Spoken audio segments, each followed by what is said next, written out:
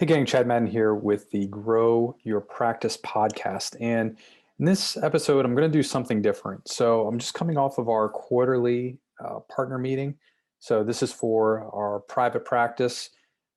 If you know or care to know, right now I have 7 partners in our private practice. Many of them have become clinical directors or our director of billing, etc. Anyhow, wanted to give you a quarterly update of where we're at, and also go through some of our wins this past quarter as we're trying to get back to normal here, emerging from the pandemic, and also the challenges and outlooks that we have, and the differentiators that I think are going to help us to continue to grow in the marketplace.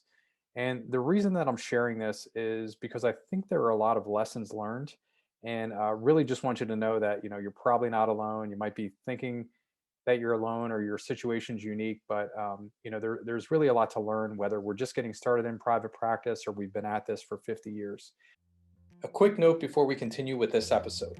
If you've enjoyed what you're listening to so far, you're going to want to make sure that you register for our upcoming direct-to-consumer virtual summit on July 16th. This is a free event for anyone in private practice PT to come and learn from the industry's leading experts on how they're using direct access marketing to grow their practice. You can get your free ticket by heading over to breakthrough.com/July 2021. I'll see you then.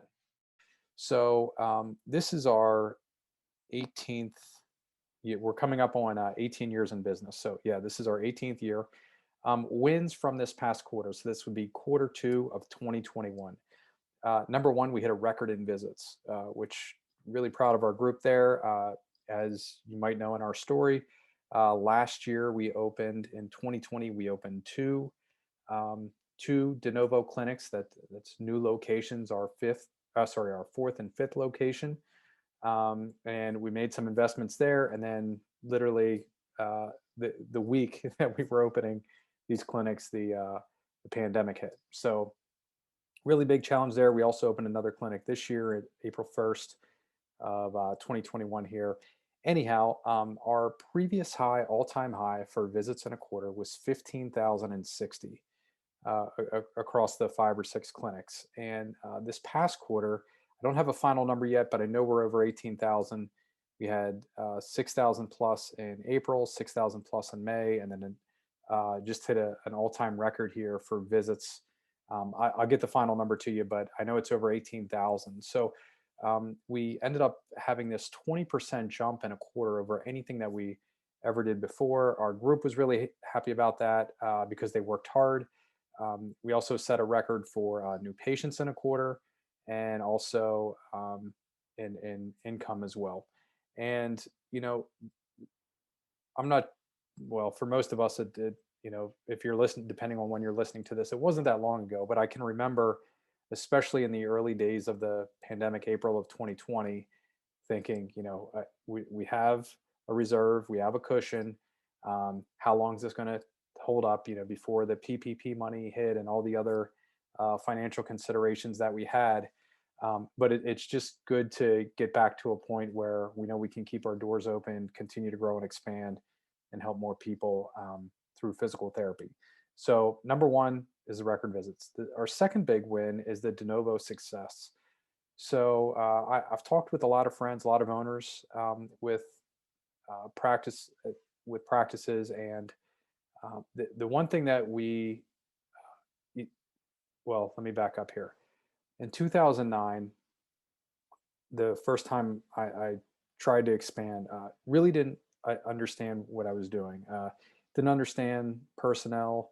Thought I knew what I was doing there. Did not understand marketing, how I had to level up in opening a second location. Didn't understand the financial repercussions. And really what I failed to do there was level up. And so in 1 year, we went from a single site location of 4,000 square feet that was doing about 400 visits a week.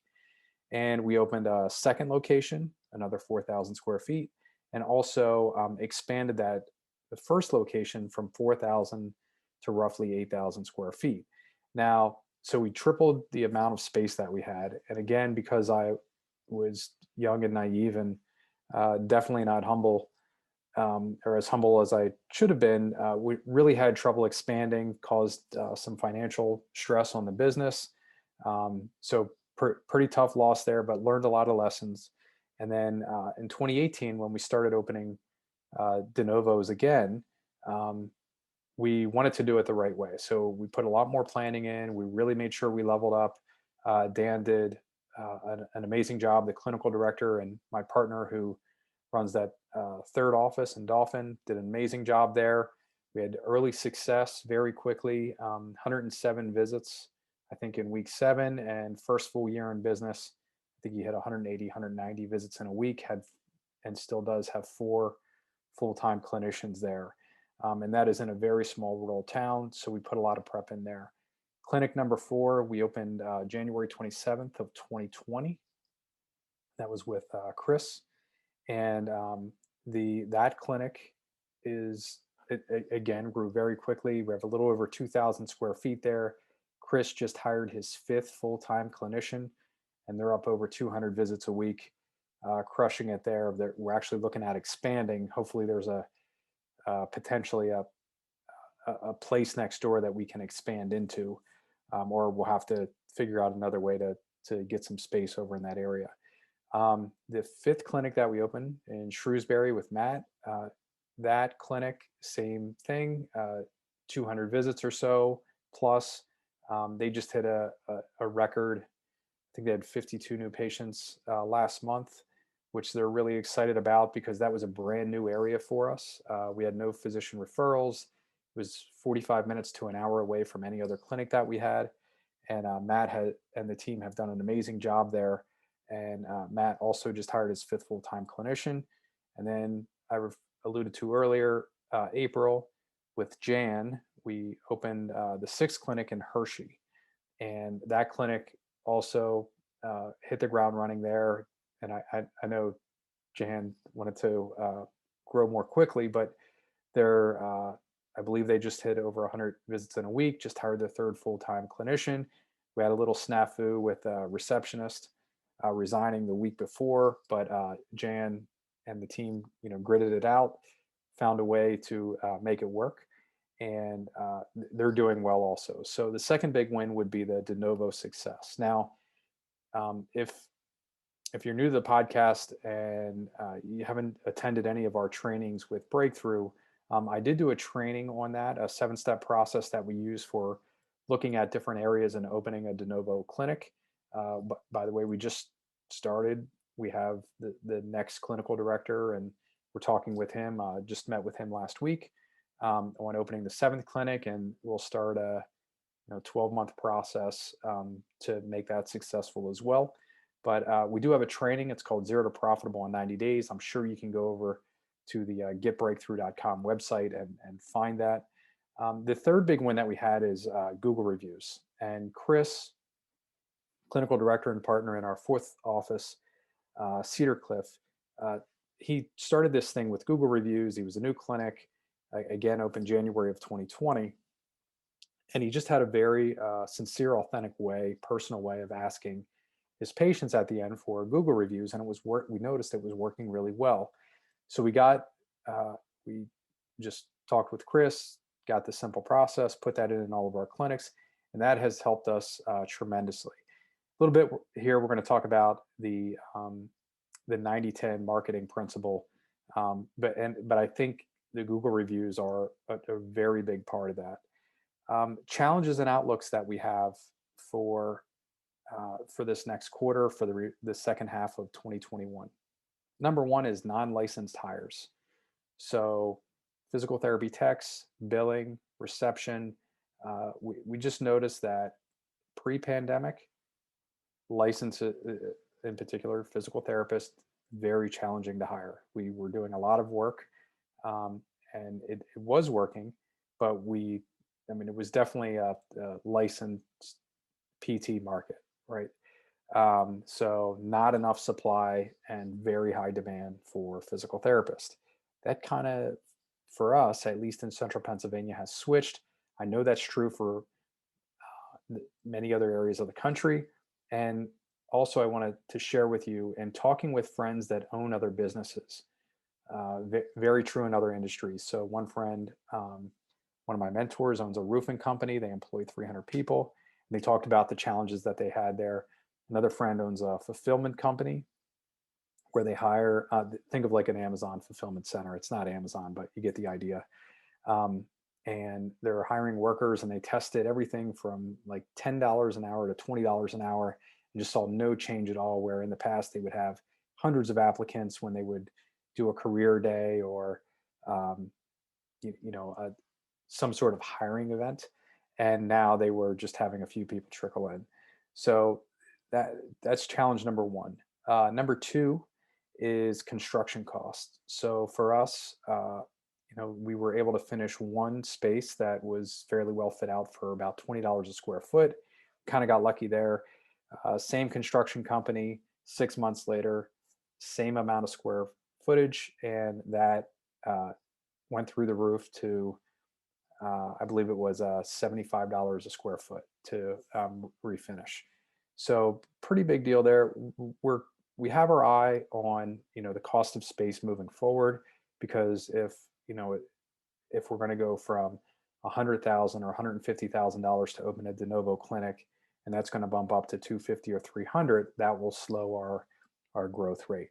More on that in a second. Number three is we need to level up our leadership. So for most of our directors, and this is all of us, so myself included, for I believe we just passed 85 team members, 85, 86 team members, something like that.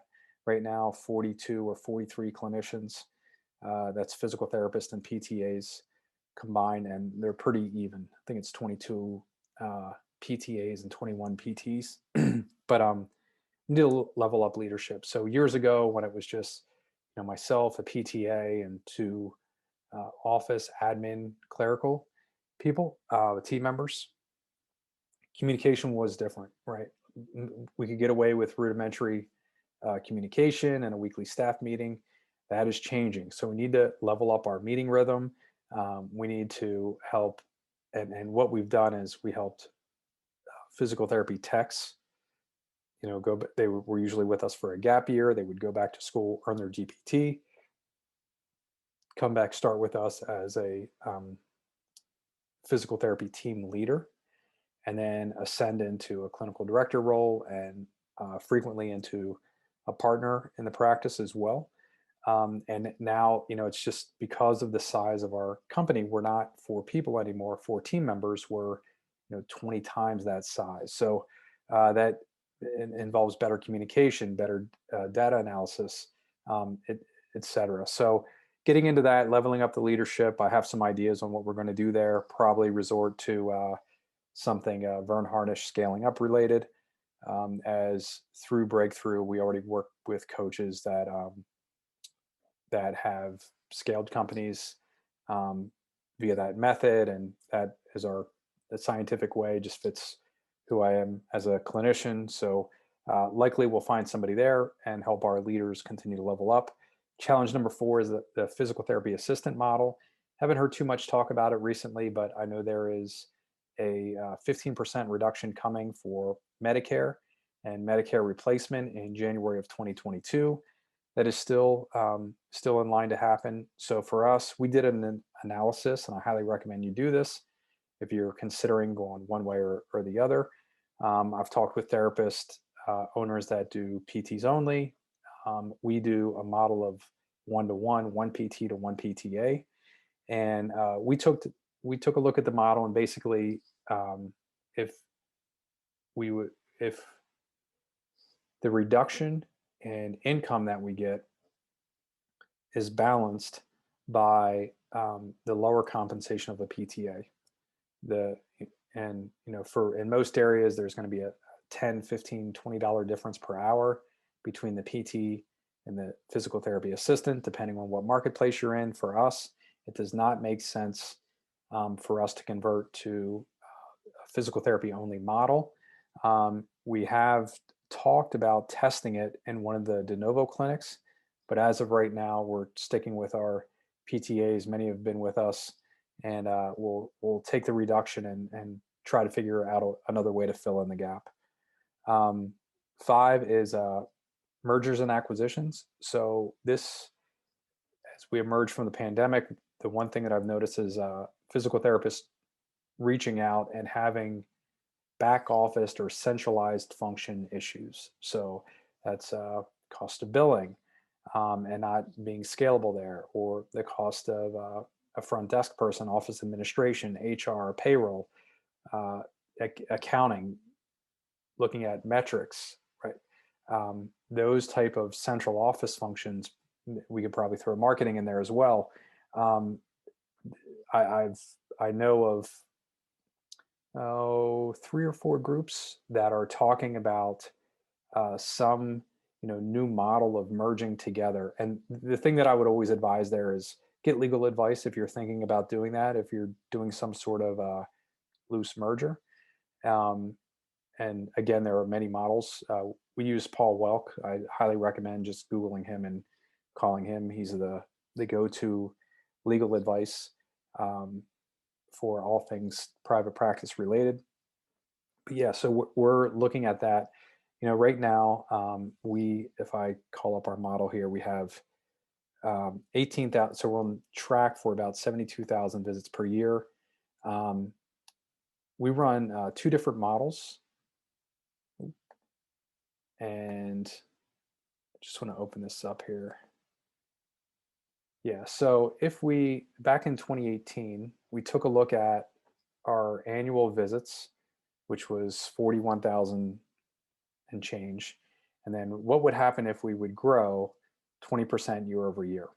So the 2021 projection, that's kind of our 3HAG, was 71,878 visits per year, which if you look at our visit run rate, 18,000 visits per quarter, 18 times 4 is 72,000. So we're pretty much right on track. The other thing that I noticed was our income was approaching 700,000, which is in line with where we want it to be income-wise as well. That's 700,000 a month, and can feed the future growth. So if we go out another 3 years and we start looking at the end of 2024, we're now up to 124,000 visits per year, which is roughly 10,000 visits per month. So today we're at 6,000 visits a month. How are we going to find another 1,000 visits a week or 4,000 visits per month?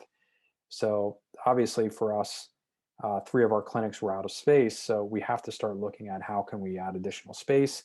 We can certainly go the de novo route, which I shared with you is, one of our differentiators right now.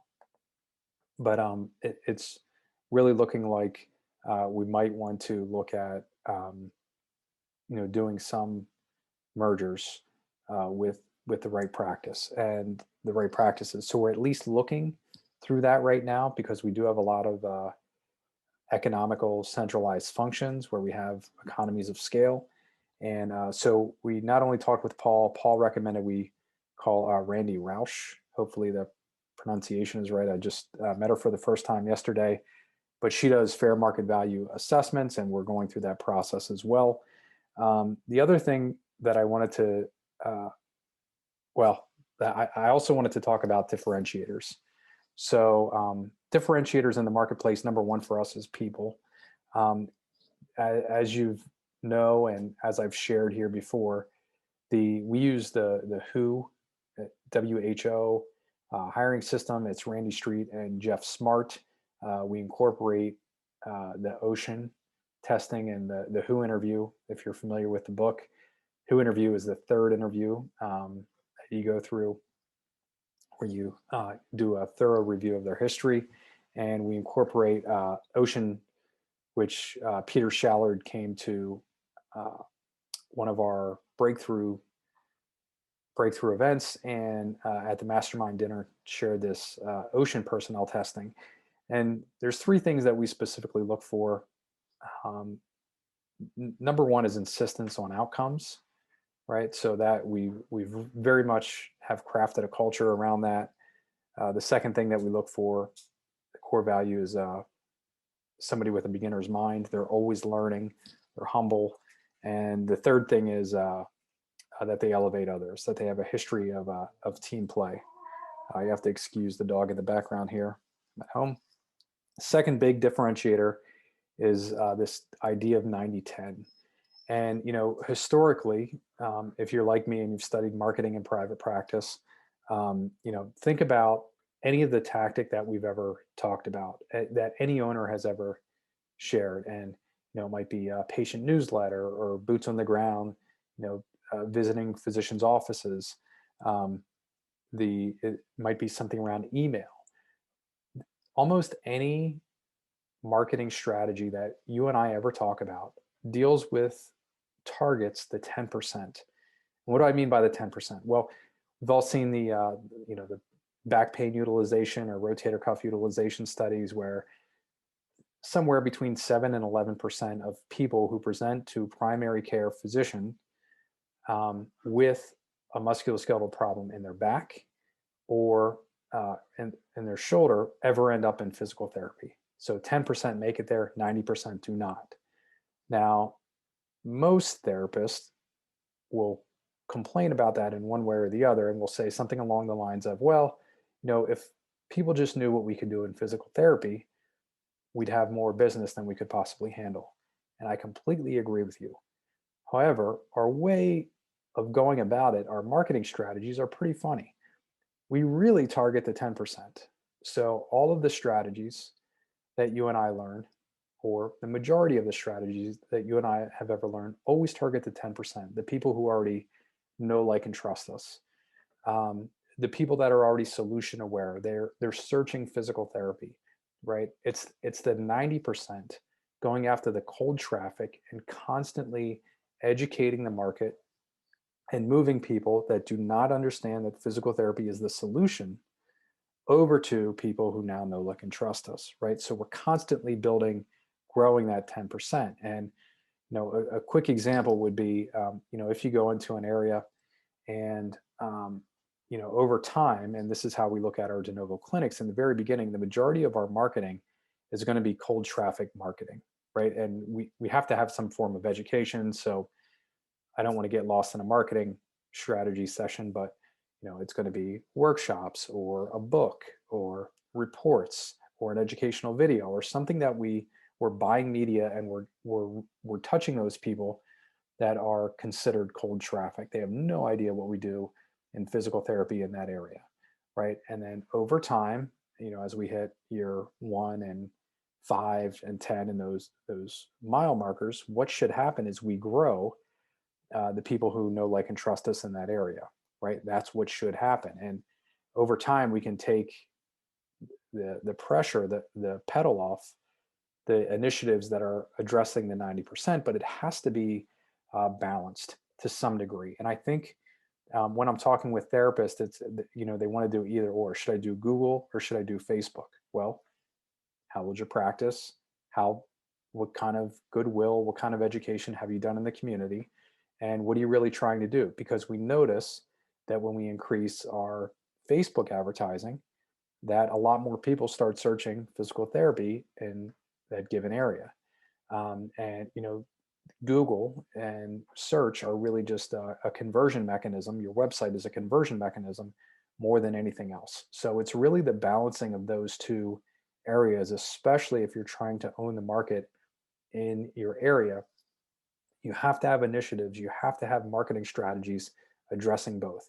You have to be going to the cold traffic, and there's a right and wrong way to do that. And you have to be capturing people who are already solution aware, which, again, there are infinite strategies in the marketplace for that. Maybe not infinite. There are the majority of the private practice marketing that you see focuses on the 10%. And again, what we have found works really well in filling up space and clinics quickly is a balanced approach there in the 90-10. So we talked about people, we talked about marketing and going direct to the consumer in new marketplaces. And just to give you an idea, we are presently 92% direct to consumer, 8% physician referral. So this last quarter, a little right around 1,000 new patients in the quarter, and roughly less than 100 were physician referral, just to give you an idea. The other differentiator that I'll say is our very, I'll call it conservative approach to growth. So if you know the 20 Mile March story, fantastic. If you don't know it, just Google it and have a read there. Two teams racing to the South Pole in 1911, and then I won't give you the spoiler, but check that out, see what happened. But for us, right now with everything in the marketplace, there seems to be this huge rush of people, this bottleneck of people that happened during the pandemic who weren't going out. Now all of a sudden they're comfortable going out again and they're looking for physical therapy. I really see that a lot of people are deconditioned in some way, and now they're trying to get back to cycling or the gym or running again, and they're getting injured, right? And that's where we step in and we can help them get back to normal naturally. The tempting thing to do anytime that we're running a race and looking ahead is saying, hey, by the way, this year we could probably grow 60% if we wanted to. And there's a little bit of discipline in saying, hey, okay, so if we've already hit our goal for 2021 of where we want to be by the end of the year, shouldn't we just expand as quickly as possible? There are people that do that. I've done it in the past. We've grown 600% in 30 consecutive months in the early mid 2000s. I would not do that again because we broke too much infrastructure and we didn't have time to build infrastructure. So right now we're going to have the discipline, hopefully, to regulate and say, okay, where do we want to be at the end of this year? And then where are we going to be at the end of the next year? And then we start planning ahead. We do 3-year chunks. So we take a look at ahead. Again, I have the projection. I know you can't see this on the screen, but the one that we did back in 2018. And we say, okay, we were at roughly, again, 41,596 visits. That's what we did in 2018. If we grow 20% a year, by the end of 2021, which we're quickly approaching, that's the 72,000 visits. We continue to grow 20% year over year. In 2024, we'll be at 124,000 visits. So again, that forces us, the partners and our leadership, to ask the question, okay, what do we need to do to make that happen? And then plan accordingly. We get 12 quarters, or I guess 14 quarters to make that happen. There's one more final thing I want to share with you, which is something that came up, and it was actually from a team member in Breakthrough. Her name's Kathy, and Kathy worked for Facebook, but and she worked there, I think, for 3 years. But most of us have had at one point a team member that we take home with us, right? We think about them, we're worried about them. Maybe it could be a variety of issues, but there's something about their performance, something about maybe they don't quite fit our culture. Maybe they say just inappropriate, not highly thought out customer service type verbiage with patients. You get the idea, right? We have our attention on this person. And what happened is we had a team member resign. And so I was talking with the director, and the director was a little alarmed that this team member resigned. And I said, well, let's take a look at this. And I stole Kathy's concept from, again, personnel at Facebook. And I said, is this regrettable or non-regrettable? Like, is this something that we wanted to prevent from happening? Because I've heard you, have concerns about this team member before, and now they're moving on, right? Or is it non-regrettable that, we're fine that they're moving on? And the director immediately said, well, this is non-regrettable. I'm fine with it. And we need to hire another team member to replace them. And I said, great. So that, it calmed the emotion, the drama that we can get wrapped up into when people change. Certainly we're not looking to turn over team members at any point. But when it happens, you want to make an analysis, and here's the deal. If it's non-regrettable, fine. They weren't a fit. It wasn't a big deal. I would still try to have a conversation there and learn as much as you can. If it's regrettable and it's this is an A player for you and they held your business together, or, they really drove your business and now they are leaving for maybe taking another position or whatever the reason is, and it's regrettable, then I would go back and say, okay, what can we do in our personnel process to keep good people? Because when somebody non-regrettable leaves, right, usually there's a bump in business. There's a bump in how smoothly everything flows. The communication with the team is better. There's less drama, less reactivity within your clinic. However, when somebody regrettable leaves, they can take people with them. There's usually lower morale, and that's something that you want to learn from quickly and make sure that you do your best to prevent that from happening again. Anyhow, so I'm gonna, seems like a good point to stop there. That was one of our big learning lessons for the quarter. Again, the purpose of this was to give you an update on where we're at Madden and Gilbert Physical Therapy with our 6 offices here in central Pennsylvania and what we're looking at, what we're going through.